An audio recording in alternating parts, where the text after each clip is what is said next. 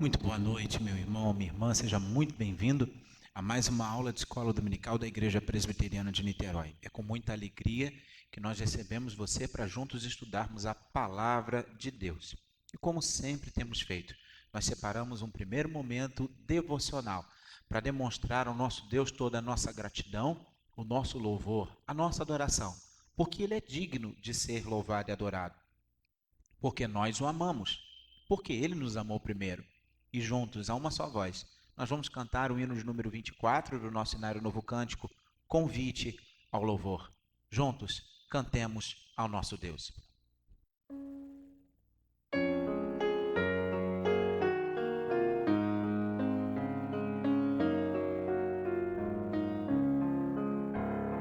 Vinde, irmãos, louvar a Deus, Criador dos céus, exaltemos o Senhor, infinito é o seu amor.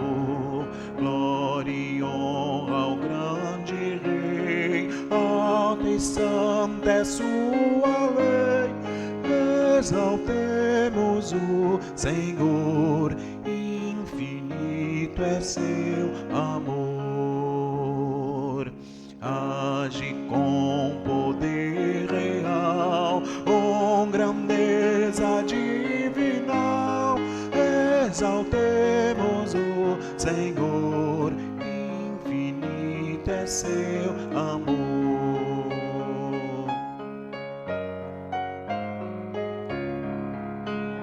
Dia e noite a sua mão desenvolve o tenro grão, exaltemos o Senhor, infinito é o seu amor. Com os dons o seu poder, nossas vidas faz crescer, exaltemos o Senhor, infinito é seu amor. Te exaltamos, Senhor, por tua providência, teu cuidado. O Senhor nos ama e nos amou principalmente em Cristo Jesus, o Senhor das nossas vidas. É por meio dele que nós te imploramos.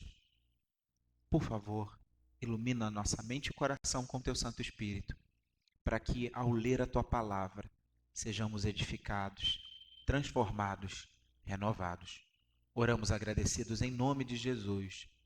Amém. Com muita alegria, meus irmãos, que nós damos continuidade aos nossos estudos sobre a teologia reformada, nesse segundo módulo em que estamos estudando a respeito do ser humano. Também esse estudo é chamado de antropologia teológica. E quando falamos a respeito do ser humano, um dos conceitos fundamentais dentro da história da redenção é o conceito de queda. Mas quando falamos de queda e falamos a respeito daquele que foi o orientador da queda humana, quando falamos a respeito de Satanás, nós fazemos referência ao mundo espiritual.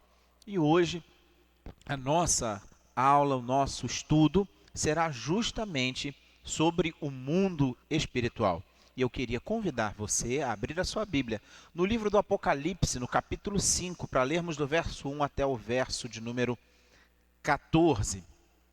Livro do Apocalipse, capítulo 5, verso 1 ao verso 14, todo o capítulo que passamos a ler assim. Vi na mão direita daquele que estava sentado no trono um livro escrito por dentro e por fora, de todo selado com 7 selos. Vi também um anjo forte que proclamava em grande voz: quem é digno de abrir o livro e de lhe desatar os selos? Ora, nem no céu, nem sobre a terra, nem debaixo da terra, ninguém podia abrir o livro, nem mesmo olhar para ele.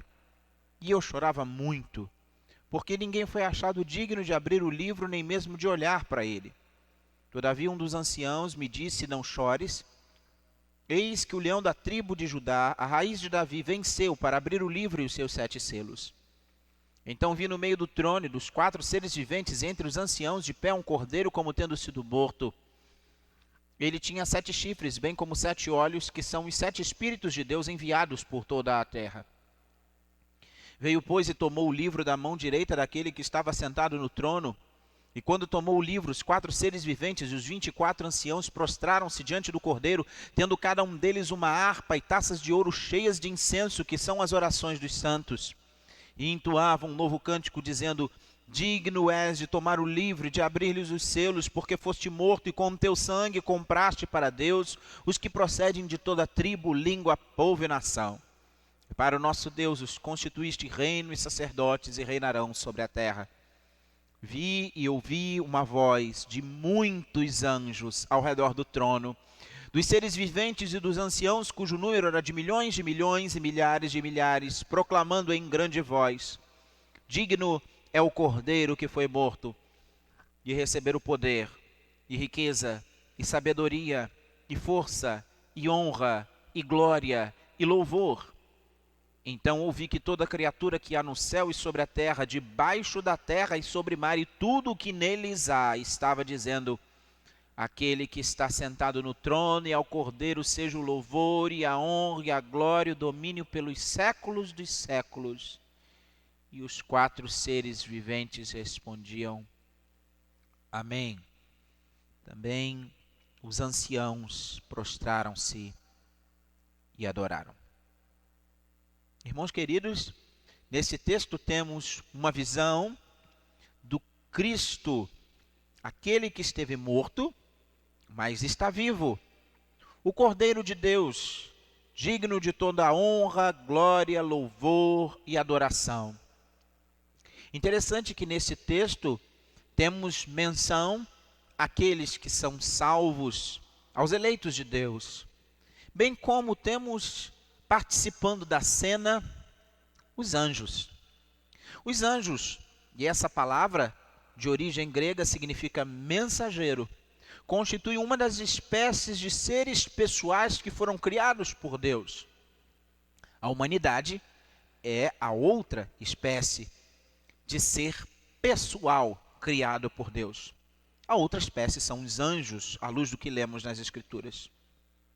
Lemos nas Escrituras sobre multidões em números, os anjos sendo descritos como multidões, como lemos aqui no capítulo 5, no verso 11, e como lemos também no Evangelho de Mateus, no capítulo 26, verso 53.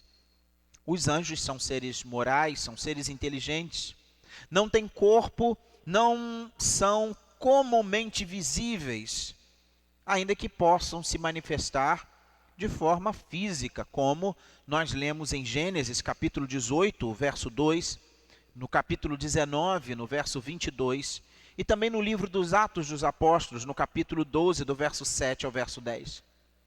Segundo as Escrituras, os anjos não se casam e nem estão sujeitos à morte. Segundo as Escrituras, conforme lemos em Mateus capítulo 18, verso 10 e capítulo 22, verso 30, os anjos bons habitam no céu, e ali eles cultuam a Deus de forma constante, tal como lemos no Salmo 103, o verso 20 ao verso 21. E é de lá de onde Deus os envia para prestar serviço aos cristãos, tal como nós lemos na Epístola aos Hebreus, no capítulo 1, no verso 14. Falar a respeito do mundo espiritual, da realidade espiritual, da qual os anjos são uma marca distintiva, são um símbolo do mais claro a respeito da existência do mundo espiritual, é importante porque quando nós estudamos a respeito do ser humano criado à imagem e semelhança de Deus, nós vamos estudar a respeito da queda, e a queda afetou tudo o que o homem é, tudo aquilo que o homem faz. Mas antes de nós falarmos a respeito da queda, ou seja, do primeiro pecado, é necessário nós recuarmos um pouco e falarmos da origem do mal em si mesmo, porque o mal surgiu antes mesmo do homem pecar. A origem do mal ela está diretamente ligada com a criação do mundo espiritual, e isso, primeiramente, para que nós possamos abordar esse tema, precisamos meditar, refletir sobre a criação, antes de tratar propriamente do problema do mal. Então, a partir deste estudo, desta aula, nós vamos seguir um caminho até chegarmos à queda do ser humano. Então, começamos a falar do mundo invisível. Porque antes mesmo de criar a terra e tudo o que existe nela, o nosso Deus criou algo do qual nós não temos muito conhecimento, um conhecimento vasto, específico. Mas as Escrituras nos falam a respeito dessa realidade, e é à luz daquilo que lemos nas Escrituras, a nossa única e infalível regra de fé e prática, que vamos estudar. O primeiro versículo da Bíblia, no capítulo do Gênesis, capítulo 1 do Gênesis, verso 1, no princípio criou Deus os céus e a terra. E o segundo versículo vai passar então a concentrar toda a sua atenção na terra. A terra, porém, era sem forma e vazia. A partir desse momento, pouco se fala sobre o céu. E, de alguma forma, a criação do mundo espiritual, ela precisa ser inserida entre o primeiro e segundo versículo. O livro de Jó nos dá a entender que os anjos, eles foram criados antes que a terra ela fosse antes que ela fosse feita. Livro de Jó, capítulo 38, do verso 4 ao verso 7, nós lemos o seguinte: Onde estavas tu quando eu lançava os fundamentos da terra? Dize-mo se tens entendimento. Quem lhes pôs as medidas, se é que o sabes? Ou quem estendeu sobre ela o cordel? Sobre que estão fundadas as suas bases? Ou quem lhe assentou a pedra angular, quando as estrelas da alva juntas alegremente cantavam e rejubilavam todos os filhos de Deus? Nós inferimos daqui que estamos falando a respeito do mundo celestial, ainda antes da criação da terra. Para as Sagradas Escrituras nós temos duas realidades: a realidade visível, palpável, que tocamos, a realidade concreta que nos cerca, e a realidade invisível. A maioria de nós só consegue ver e entender a realidade visível, que é basicamente o mundo material. E é por essa razão que os homens têm conduzido as suas vidas, têm se direcionado, pensando basicamente no mundo material, pensando nas coisas que são deste mundo. É por causa disso que o mundo está tão repleto de materialismo.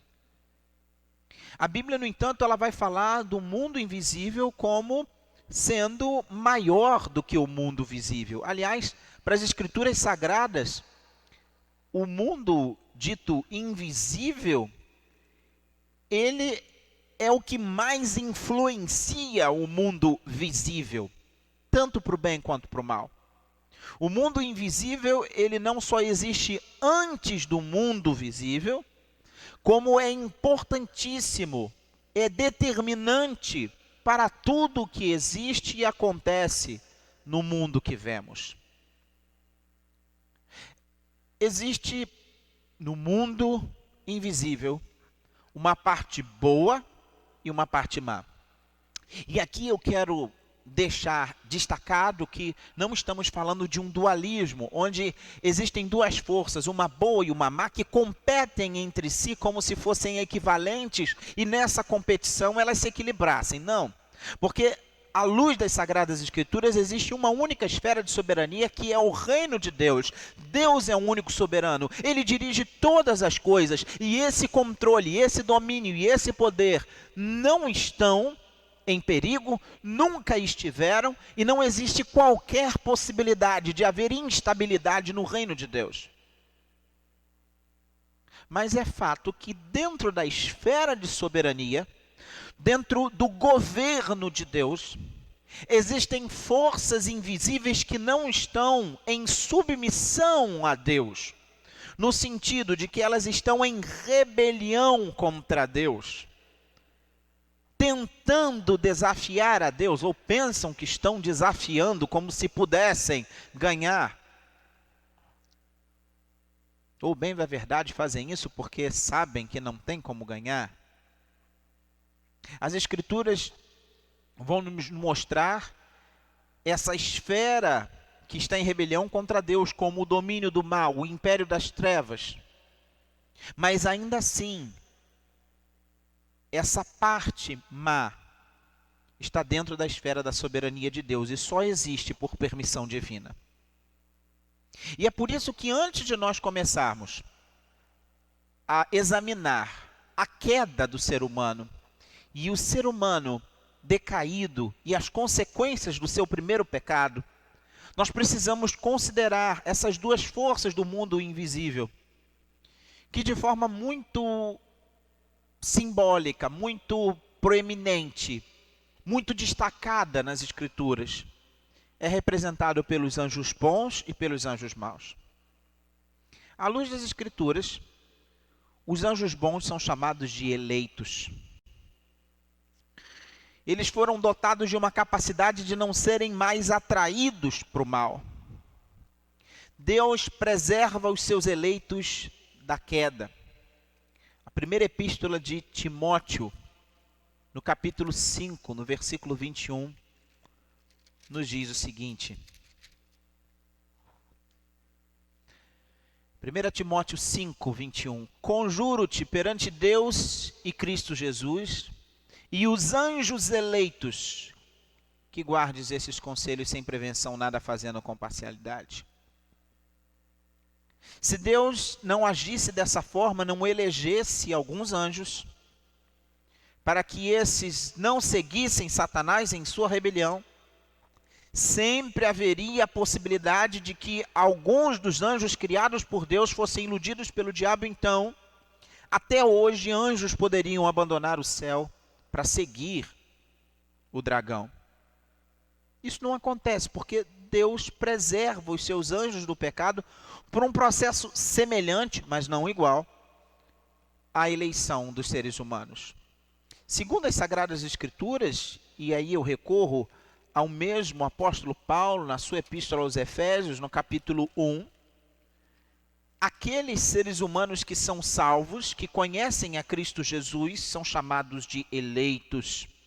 Efésios capítulo 1, do verso 3 ao verso 12, diz que fomos eleitos, escolhidos em Cristo, predestinados segundo a vontade de Deus.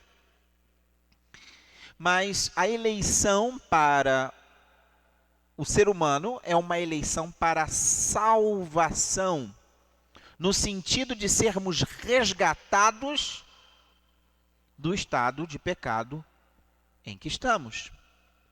Os anjos têm um processo de eleição semelhante, mas diferente. Os anjos são eleitos para que não percam o estado que já possuem. A Bíblia vai nos dizer que os anjos são seres sem corpo. Lemos isso em alguns textos, como o Evangelho de Mateus, no capítulo 8, versículo 16, por exemplo. Evangelho de Mateus, capítulo 8,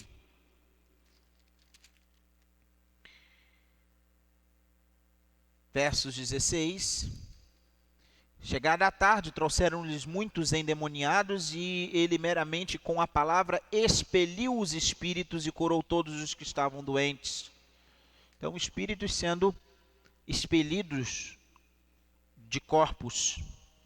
Lucas capítulo 7, versículo 21, lemos o seguinte: naquela mesma hora, curou Jesus muitos de moléstias e flagelos e de espíritos malignos, e deu vista a muitos cegos. Lucas capítulo 24, verso 39, também nos dá essa indicação espiritual desses seres. Lucas capítulo 24, verso 39. Vede minhas mãos e meus pés, que sou eu mesmo, apalpai-me e verificai, porque um espírito não tem carne nem ossos, como vedes que eu tenho. Esses seres podem estar em grande quantidade em apenas um lugar ao mesmo tempo. Lucas capítulo 8, versículo 30, nos dá essa ideia. Diz assim, Lucas capítulo 8, verso 30, Jesus expulsando espírito imundo de um homem, a pergunta que Jesus faz: qual é o teu nome? E a resposta, respondeu ele, Legião, porque tinham entrado nele muitos demônios. À luz das Escrituras, esses seres também não se casam. Mateus capítulo 22, versículo 30, lemos o seguinte. Mateus 22, verso 30. Porque na ressurreição nem se casam, nem se dão em casamento, são, porém, como os anjos no céu. São seres racionais, conforme lemos, por exemplo, em Efésios, capítulo 3, versículo 10. Efésios, capítulo 3, versículo 10, nos diz assim: para que pela igreja a multiforme sabedoria de Deus se torne conhecida agora dos principados e potestades nos lugares celestiais. O que significa que eles são racionais. Se é para algo ser feito conhecido, há cognição, há intelecto nisso. Segunda Epístola de Pedro, capítulo 2, verso 11, também nos dá essa indicação. Segunda Pedro, capítulo 2, verso 11, ao passo que anjos, embora maiores em força e poder, não proferem contra elas juízo infamante na presença do Senhor. Então, alguém para proferir juízo precisa ter entendimento. E mesmo para não proferir, no sentido de não ter essa capacidade. E aqui lemos, então, a respeito dessa indicação de que anjos são seres racionais. À luz das Escrituras, também entendemos que eles são extremamente numerosos.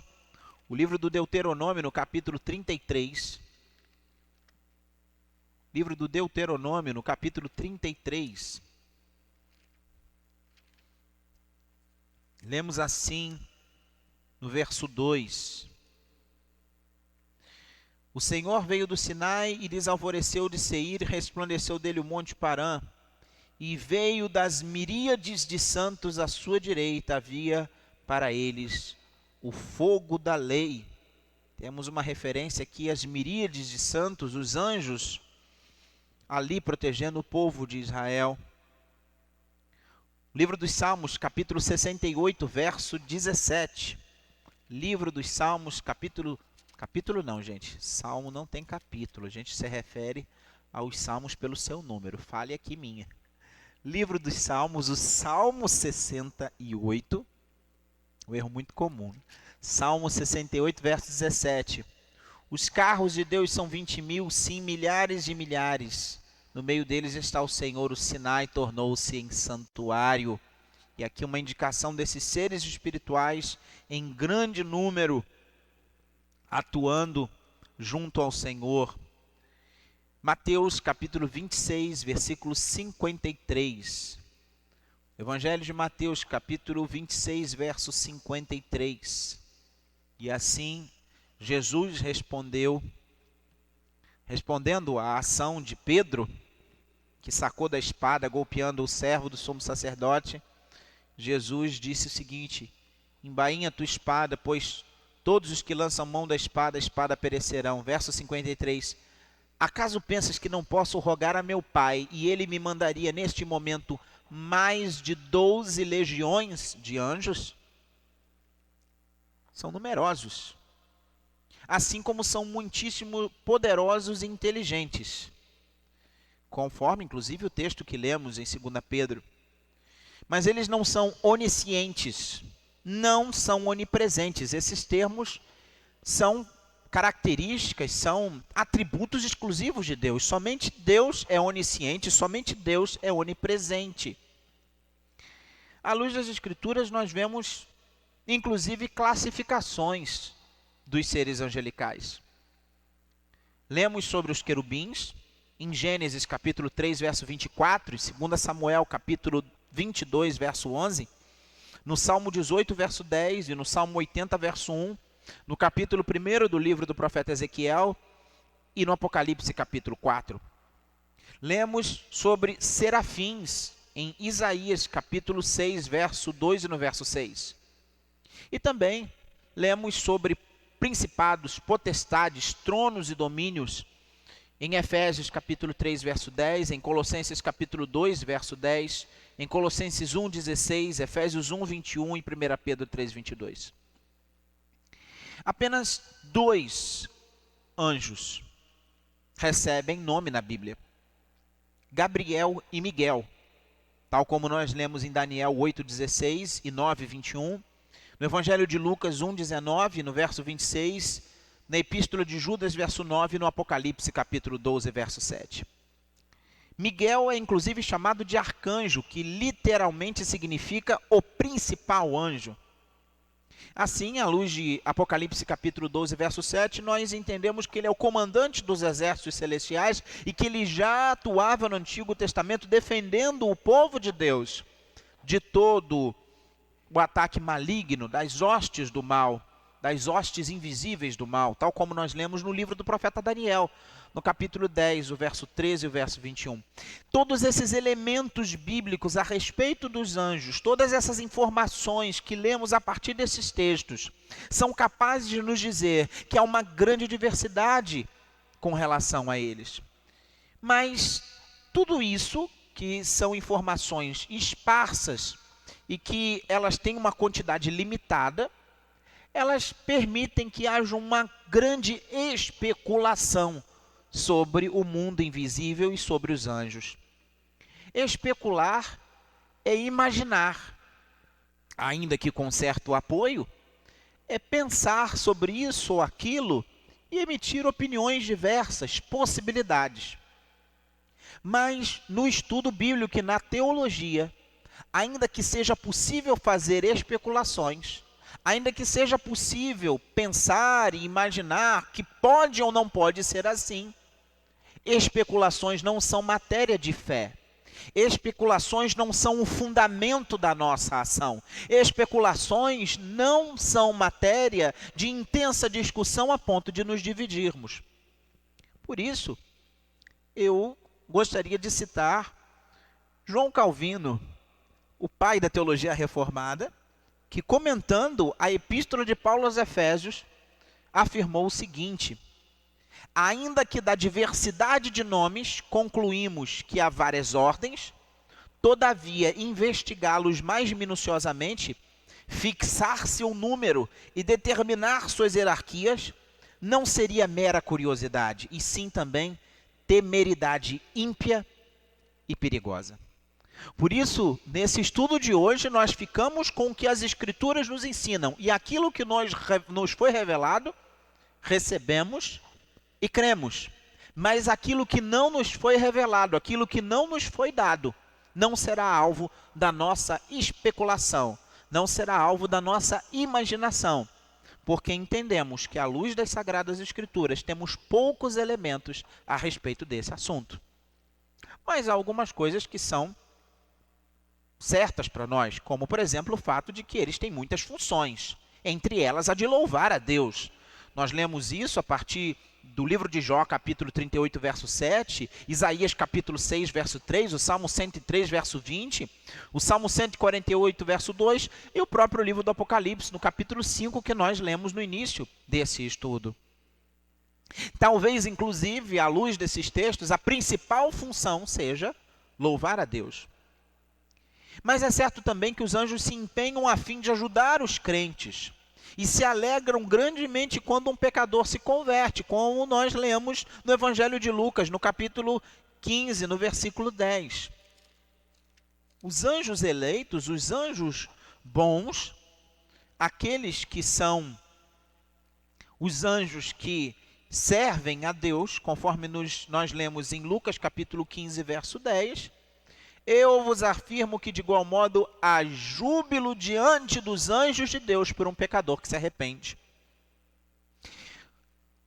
A Epístola aos Hebreus, no capítulo 1, versículo 14, diz o seguinte: são todos espíritos ministradores. Ministrar, ministério, são palavras que vêm da ideia de serviço. São todos espíritos ministradores, serviçais, no sentido de servir. E aí o texto continua: enviados para serviço a favor dos que hão de herdar a salvação. À luz de Hebreus capítulo 1, verso 14, de alguma maneira os anjos ajudam aqueles que são salvos. Nós sabemos que não é função dos anjos pregar o evangelho de Deus, ao contrário, muito do que se pensa, a Bíblia não diz que eles desejam pregar. Eu já ouvi isso, né? Que era um anseio dos anjos pregar o evangelho. Mas à luz de 1 Pedro, capítulo 1, verso 2, era desejo, né? A Bíblia diz apenas que eles desejam conhecer mais sobre o assunto. De qualquer forma, o privilégio de pregar o evangelho foi dado aos seres humanos. E, de qualquer forma, os anjos continuam obedecendo às ordens de Deus. À luz do que lemos no Salmo 34, verso 7, o Salmo 35, verso 4, verso 5, o Salmo também 91, verso 11, verso 13, Mateus 18, verso 10 e Atos, capítulo 5, verso 19, é a função deles proteger os crentes. Abra aí a sua Bíblia, num desses textos comigo, Salmo 34, versículo 7, nós lemos o seguinte, Salmo 34, verso 7. O anjo do Senhor acampa-se ao redor dos que o temem e os livra. Nós lemos também no Salmo seguinte, Salmo 35, no versículos 4 e 5. Sejam confundidos e cobertos de vexames os que buscam tirar minha vida, retrocedam e sejam envergonhados os que tramam contra mim. Sejam como a palha ao léu do vento, impelindo-os o anjo do Senhor. Você abrir a sua Bíblia aí em Mateus capítulo 18, verso 10. Mateus 18, verso 10, diz assim: Vede, não desprezeis a qualquer destes pequeninos, porque eu vos afirmo que os seus anjos nos céus veem incessantemente a face de meu Pai celeste. E Atos, capítulo 5, verso 19, livro de Atos dos Apóstolos, capítulo 5, verso 19, assim diz a Sagrada Escritura: Mas de noite um anjo do Senhor abriu as portas do cárcere e conduziu-os para fora. Os apóstolos presos por causa da pregação do Evangelho, e um anjo do Senhor foi lá e abriu as portas do cárcere.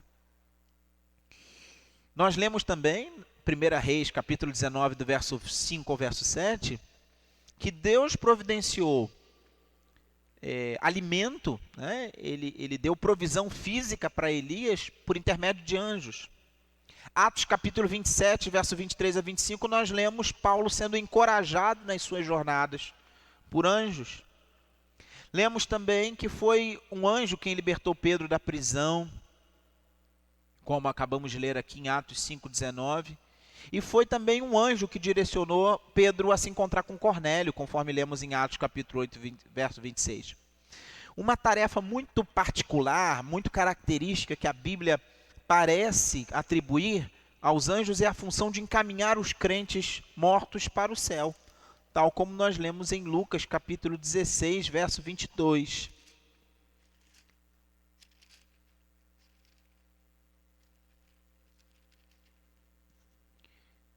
E diz aqui o texto, né? A parábola do rico e do mendigo, essa história contada pelo Senhor Jesus. Aconteceu morrer o mendigo e ser levado pelos anjos para o seio de Abraão. À luz das Escrituras, no dia do Senhor, no dia do juízo, serão os anjos que vão reunir os escolhidos do Senhor nos céus. É isso que lemos em Mateus capítulo 24, verso 31 e Marcos 13, 27. E esse texto eu quero ler com você.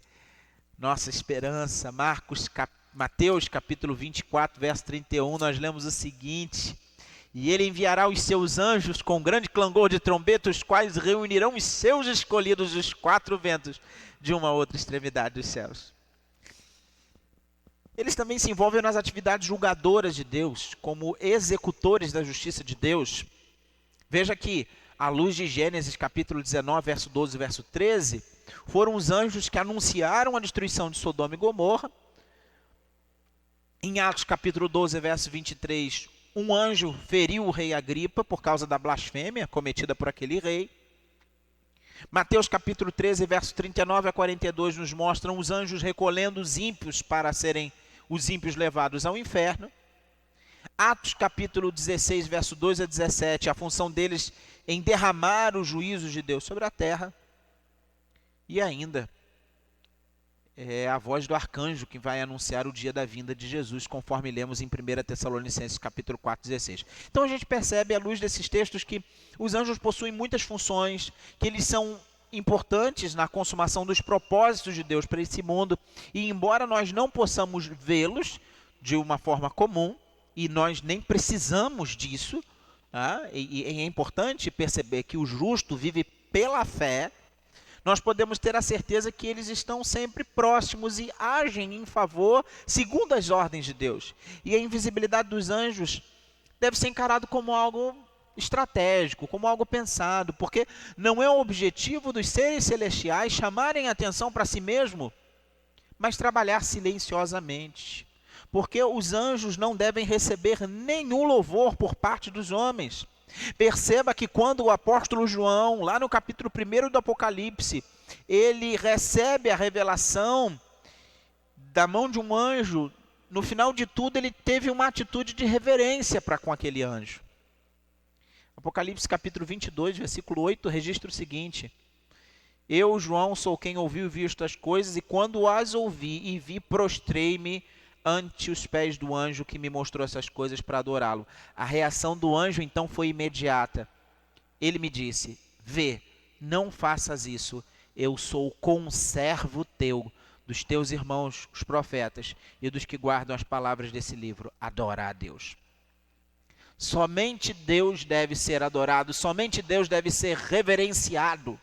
Nenhum ser humano, nenhum dos santos, que são santos como nós, porque todos aqueles que foram eleitos de Deus são santificados, tornados santos, separados para Deus. Nenhum ser celestial deve ser adorado. Não fazemos orações a quem quer que seja, a não ser ao Pai, em nome de Jesus Cristo, o Filho, no poder do Espírito Santo, que intercede por nós. Falamos a respeito dos anjos eleitos e os anjos decaídos. Nós sabemos que Deus criou os anjos antes dos homens e que houve uma queda no mundo dos anjos. E essa queda provavelmente aconteceu após o término da criação, uma vez que a Bíblia diz que ao terminar a sua obra, conforme está registrado em Gênesis capítulo 1, verso 31, viu Deus tudo quanto fizera e eis que era muito bom.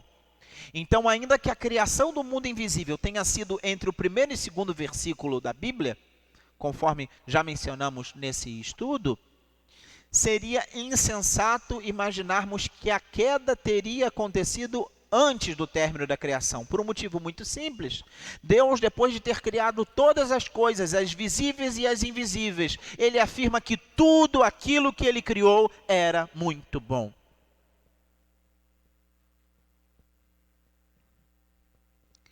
A gente não sabe exatamente como que aconteceu a queda dos anjos, porque a respeito da queda dos anjos, nada é dito na Escritura de forma explícita, não de forma direta. Nós temos algumas deduções que são possíveis de serem feitas a partir de textos indiretos. Eu quero que fique bastante claro isso nesse nosso estudo. Nós sabemos apenas, à luz das Escrituras, que de alguma forma um grupo de anjos liderados por Satanás se rebelou contra Deus. E o significado do termo Satanás é adversário. Portanto, ele é o grande líder dessa rebelião. O diabo recebeu muitos nomes na Bíblia, e o mais conhecido desses nomes, Lúcifer, que significa portador da luz, não está na Bíblia. Esse nome vem do latim, e era um título aplicado ao planeta Vênus.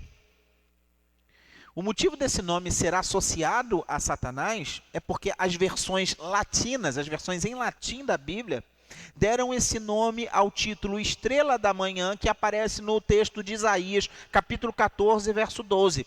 No hebraico a palavra é Halel. E o texto de Isaías diz: como caíste do céu, ó estrela da manhã, filho da alva, como foste lançado por terra. Isaías 14, verso 12. Acima das estrelas de Deus exaltarei o meu trono, e no monte da congregação me assentarei, nas extremidades do norte. Subirei acima das mais altas nuvens e serei semelhante ao Altíssimo. Contudo serás precipitado para o reino dos mortos, no mais profundo do abismo. Está aí o texto, né? De Isaías capítulo 14, verso 12 a 15. Em geral, esse texto ele tem sido entendido no decorrer da história da igreja como uma referência à queda de Satanás. Só que tem algumas coisas que a gente não pode ignorar no texto, porque texto sem contexto é pretexto. Então, primeira coisa é a gente perceber que esse texto, na sua origem, quando ele foi escrito, ele está sendo dirigido ao rei da Babilônia. Isaías, capítulo 14, verso 12 ao verso 15. Ele está se referindo, num primeiro momento, ao rei da Babilônia. É uma profecia a respeito do rei da Babilônia. Não é uma explicação direta sobre a origem de Satanás. É claro que quando nós olhamos o que a Bíblia fala a respeito de Satanás, o que a Bíblia fala a respeito do rei da Babilônia, a gente percebe que existe semelhança, né? Existem referências, né, intercambiáveis entre o rei da Babilônia e Satanás. E o texto ele descreve a queda desse rei que em seu orgulho queria ser semelhante a Deus. E realmente parece ser o motivo principal da queda desse anjo. Um outro texto que, em geral, na história da igreja tem sido aplicado a Satanás é o texto de Ezequiel, capítulo 28, verso 11 ao verso 19. E esse texto, mais uma vez, precisamos ler o texto à luz do seu contexto, aquilo que ele dizia originalmente. Essa é uma regra hermenêutica, ou seja, uma regra de interpretação bíblica fundamental, porque senão a Bíblia fica dizendo um monte de coisa que, na verdade, ela não diz, de acordo com a interpretação e a cabeça daquele que pega e lê, e a gente não pode ler a Bíblia dessa forma, é um perigo. Mas outro texto que em geral se aplica a Satanás é Ezequiel capítulo 28, verso 11 a verso 19, que é uma profecia contra o rei de Tiro. E o mesmo que nós falamos sobre o rei da Babilônia pode ser também aplicado ao rei de Tiro. Ou seja, existe um intercâmbio, né? Aquilo que é falado a respeito desses reis é ruim, é mau, é maléfico. A profecia, lá em Ezequiel 28, verso 11 a 19, diz o seguinte: assim diz o Senhor Deus, tu és o sinete da perfeição, cheio de sabedoria e formosura. Estavas no Éden, jardim de Deus, de todas as pedras preciosas te cobrias, o sardio, o topázio, o diamante, o berilo, o ônix, o jaspe, a safiro, o carbúnculo e a esmeralda. De ouro se te fizeram os engastes e os ornamentos. No dia em que foste criado foram eles preparados. Tu eras querubim da guarda ungido e te estabeleci. Permanecias no santo monte de Deus. No brilho das pedras andavas. Perfeito era nos teus caminhos desde o dia em que foste criado até que se achou iniquidade em ti.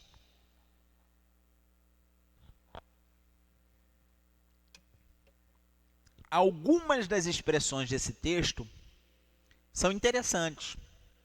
Como? Estavas no Éden. Eras querubim da guarda ungido, permanecias no monte de Deus, perfeito eras nos teus caminhos desde o dia em que foste criado até que se achou iniquidade em ti. De fato, essas expressões, elas extrapolam em muito o que poderia se dizer a respeito de um homem. E assim elas parecem ter aplicação ao próprio Satanás, do qual o rei de Tiro era um representante. Mas nós não podemos afirmar com absoluta certeza quanto a isso. O que a gente pode deduzir, partindo da interpretação de um texto do apóstolo Paulo, onde ele fala sobre o cuidado na escolha dos presbíteros, é que o pecado do diabo foi a soberba. Paulo, ele diz que um presbítero da igreja não deveria ser neófito. 1 Timóteo, capítulo 3, verso 6. Olha só o que diz. E aqui uma aplicação a pastores, presbíteros e aos oficiais da igreja, a liderança da igreja como um todo. 1 Timóteo capítulo 3, verso 6.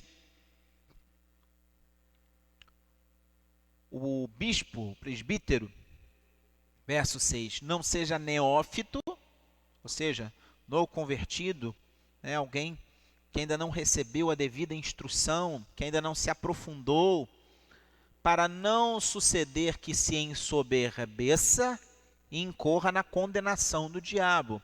Se de fato a rebelião de Satanás aconteceu após o sexto dia da criação, então o próprio motivo dessa queda pode ter sido, inclusive, o homem, o ser humano. Isso é uma especulação, claro, né? Mas faria sentido se fosse, se isso fosse capaz de explicar o ódio de Satanás pelo ser humano. A inveja misturada ao orgulho pode ver Deus colocar a sua imagem no homem. Por ver Deus colocar, né? Deus coloca a sua própria imagem e semelhança no homem. Então, a inveja. O fato é que a gente não tem elementos exatamente para entender. É fato que Satanás existe, é fato que Satanás é inimigo de Deus e dos homens, é fato que ele é maligno, que ele veio para matar, roubar e destruir. É o que lemos nas Escrituras a respeito de Satanás e, consequentemente, dos seus anjos. E na rebelião contra Deus, ele conseguiu arrastar um grande número de anjos, como lemos nas Escrituras. Uma passagem figurada do Apocalipse muitas vezes é usada para definir o número de anjos decaídos. João descreveu o dragão, que é a antiga serpente chamada Satanás, arrastando 1/3 das estrelas do céu e as lançando sobre a terra. Talvez isso seja uma referência ao número de anjos que o seguiram em sua rebelião. Mas é difícil, porque o livro do Apocalipse, como já estudamos em algumas ocasiões, é um texto que é envolto de símbolos. E o texto ali também é um texto figurado. Mas é verdade que 2 Pedro capítulo 2, verso 4, afirma o seguinte: Deus não poupou anjos quando pecaram, antes, precipitando-os no inferno, os entregou ao abismo das trevas, reservando-os para juízo. Segundo lemos também na Epístola de Judas, no versículo 6, esses anjos não guardaram o seu estado original, mas abandonaram o seu próprio domicílio. E eles têm sido guardados sob trevas em algemas eternas para o juízo do grande dia.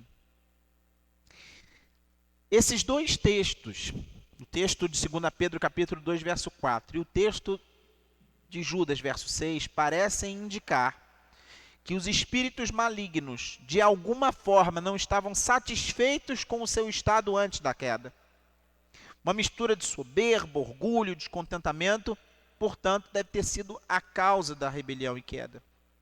Há, inclusive, uma teoria que explica a queda dos anjos como algo que aconteceu antes da criação do mundo, e essa argumentação se baseia em alguns detalhes de Gênesis capítulo 1, verso 1 e verso 2, porque o primeiro verso diz que Deus, no princípio, que poderia também ser traduzido num princípio, criou os céus e a terra. E o segundo versículo parece trazer algo diferente. A terra, porém, era sem forma e vazia. O Espírito de Deus pairava sobre a face do abismo.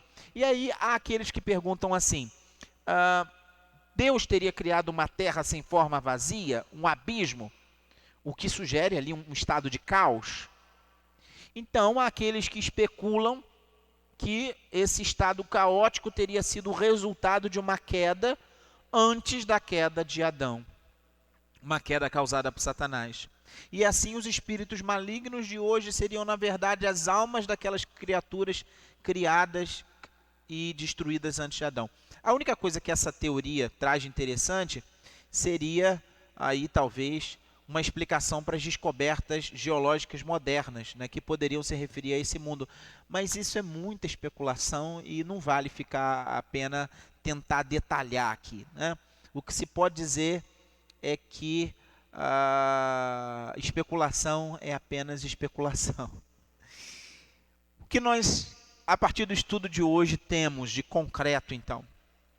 A criação de Deus, ela se compõe de uma parte visível, material, e de uma parte invisível e material. Os anjos bons e os anjos maus fazem parte do mundo invisível. Os acontecimentos desse mundo invisível são extremamente influentes no nosso dia a dia, e como cristãos nós precisamos ter consciência da existência de ambas essas realidades, tanto a material quanto a imaterial. E ao mesmo tempo devemos louvar a Deus, porque Deus nos tem dado o privilégio de nós sabermos da existência do mundo invisível, e nos tem dado o privilégio de anjos nos ajudando na luta contra o mundo, na luta contra a carne, na luta contra o diabo. E aí, abre-se um parêntese, uma nota de rodapé, o que você desejar. Nós não estamos aqui falando da crença de um anjo da guarda, inclusive porque as Escrituras não abrem margem para que nós possamos delimitar que tenha um anjo específico nos guardando. Até porque os anjos são ministros de Deus, e o que mais interessa é que, no final das contas, nós somos guardados por Deus. Deus é quem nos guarda, Deus é quem nos protege, e os anjos são instrumentos nas mãos de Deus. Precisamos não somente saber da existência do mundo espiritual e da presença no mundo de anjos bons e anjos maus. Nós precisamos confiar em Deus, descansar em Deus e crendo que Deus é o Criador soberano de todas as coisas, entender que nós não estamos abandonados. Quando nós seguimos a vontade de Deus, ajudados pelos anjos bons, nós estamos servindo a Deus, glorificando a Deus, nos aperfeiçoando em Deus, nos santificando cada vez mais, nos preparando para o dia em que nós seremos glorificados e todas essas coisas ficarão para trás. Mas nós precisamos entender também que quando nos afastamos de Deus, nós acabamos nos tornando presas para os nossos inimigos. Nós somos fustigados, nós somos feridos. E por isso precisamos, à luz das Escrituras, viver uma vida que se reveste da armadura de Deus.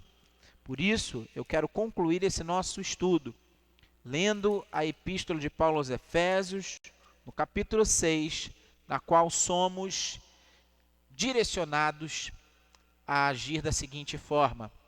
Capítulo 6 de Efésios, verso 10 em diante, leia junto comigo, onde você estiver. Efésios capítulo 6, verso 10. Quanto ao mais sede fortalecidos no Senhor e na força do seu poder, revesti-vos de toda a armadura de Deus para poderes ficar firmes contra as ciladas do diabo. Porque a nossa luta não é contra o sangue e a carne, sim contra os principados e potestades, contra os dominadores desse mundo tenebroso, contra as forças espirituais do mal nas regiões celestes. Portanto, tomai toda a armadura de Deus, para que possais resistir no dia mau, e depois de terdes vencido tudo, permanecer inabaláveis. Estai, pois, firmes, cingindo-vos com a verdade, vestindo-vos da couraça da justiça, calçai os pés com a preparação do evangelho da paz, embraçando sempre o escudo da fé, com o qual podereis apagar todos os dardos inflamados do maligno. Tomai também o capacete da salvação e a espada do Espírito, que é a palavra de Deus, com toda a oração e súplica, orando em todo o tempo no Espírito e para isto vigiando com toda a perseverança e súplica por todos os santos. E também por mim, para que me seja dado no abrir da minha boca a palavra, para com intrepidez fazer conhecido o mistério do Evangelho, pelo qual sou embaixador em cadeias, para que em Cristo eu seja ousado para falar, como me cumpre fazê-lo. Que atendamos então o direcionamento dado pelo apóstolo Paulo, que nós possamos nos revestir cada vez mais de Cristo, da sua palavra, em oração, sabermos que temos uma missão, a missão de pregar o evangelho de nosso Redentor, Jesus o Cristo, que salva o perdido pecador. Quero orar junto com você. Deus querido, tem misericórdia de nossas vidas, de nossas almas. Precisamos, Senhor, nos aproximar cada vez mais de Ti. Cremos que a Tua criação está sujeita à Tua poderosa mão. Por isso não tememos o tentador, mas Te imploramos que o Senhor nos livre do mal. Que o Senhor nos ajude, ó Pai, a não cair nas tentações, a sermos inteligentes e sábios para fugir das armadilhas que nos são colocadas, e que, firmados no Senhor, instruídos por Tua santa palavra, assistidos pelo Teu Santo Espírito e guardados e protegidos como a menina dos olhos pelos anjos que se acampam ao nosso redor, tenhamos o privilégio e a alegria de Te glorificar e Te exaltar com tudo que somos, com tudo que temos, com cada uma das nossas palavras e de nossas ações, para a glória do Senhor, em nome de Jesus. Amém.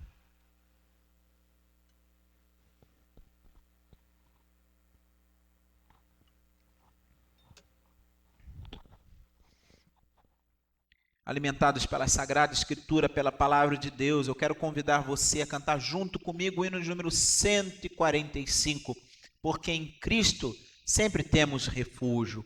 Ele tem nos conduzido, Ele tem nos protegido.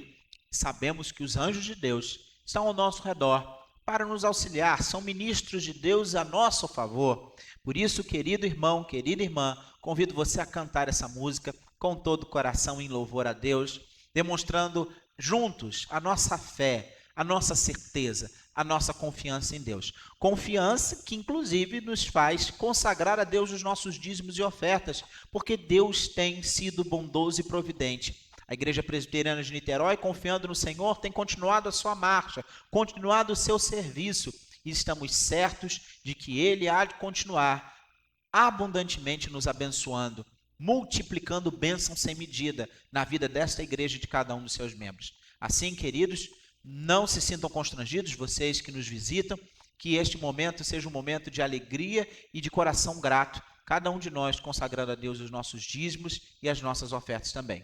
Louvemos ao Senhor, hino de número 145.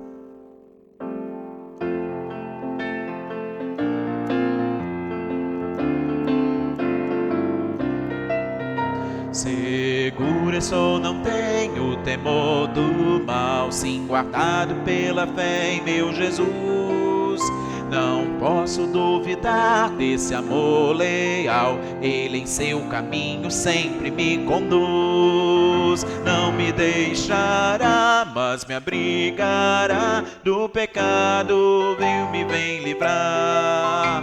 A sua graça não me recusará, sim, Jesus é quem me pode sustentar. No poder de Cristo Mestre, minha vida salva está do perigo que cercá-la, Ele poderá livrá-la. Seu poder eterno sempre a susterá. Abrigo eterno tenho no Salvador, Ele esconde a minha vida em seu poder. Não posso ter receio do malfeitor, que procura pertinaz me enfraquecer. Confiado então nessa proteção, sigo a Cristo e quero ser fiel. Na minha vida cheio de gratidão, sim, ao meu Senhor e Rei Emanuel.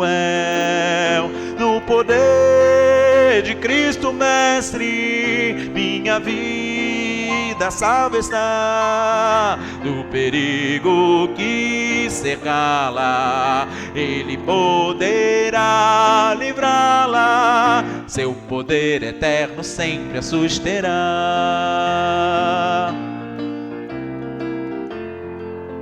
Perigo algum me pode causar temor, pois meu Salvador não me abandonará.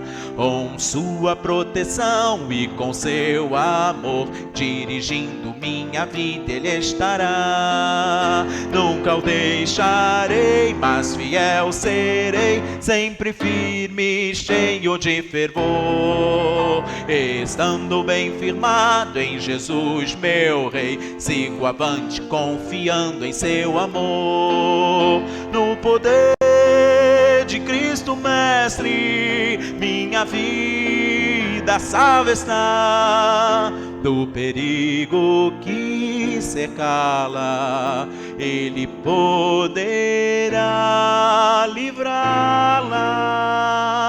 Seu poder eterno sempre a susterá.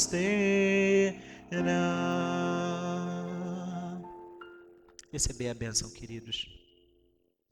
E o Senhor te abençoe e te guarde. E o Senhor faça resplandecer, faça resplandecer sobre ti o seu rosto e tenha misericórdia de ti. E o Senhor sobre ti levante o seu rosto